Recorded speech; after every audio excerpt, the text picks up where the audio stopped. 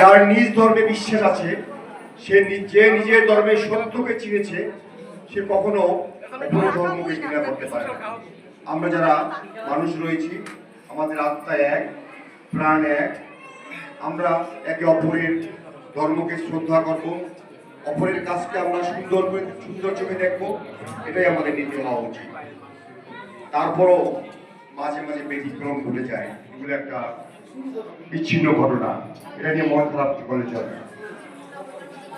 আমাদের যে রাষ্ট্রীয় যে মূলনীতি রয়েছে তাতেও আছে ধর্ম নিরপেক্ষতা। হয়তো আপনারা এখন বলবেন ধর্ম নিরপেক্ষতা কতটুকু পালন করছে,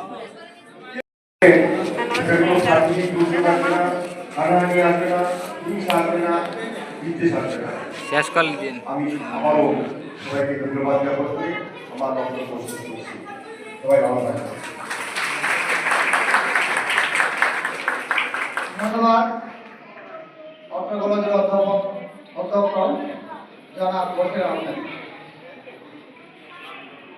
তারা আমাদেরকে অনেক সুন্দর কথা বলেছে এবং অনেক সহযোগিতা করেছে। আর সবচেয়ে তাদের কাছে আবার একটা দাবিও থাকবে যে এইভাবে সহযোগিতা করছে, যে সর্বপ্রকারের সহযোগিতার সাথে আর্থিক সহযোগিতা সেটা যেন কন্টিনিউ থাকে, সে দাবি রাখলাম সকলের পক্ষ থেকে। এবং এখানে যারা বক্তব্য আছে আপনারা থাকবে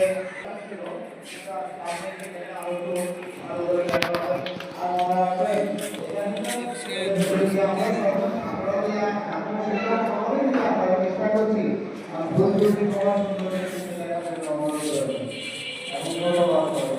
ওইরকম থাকে।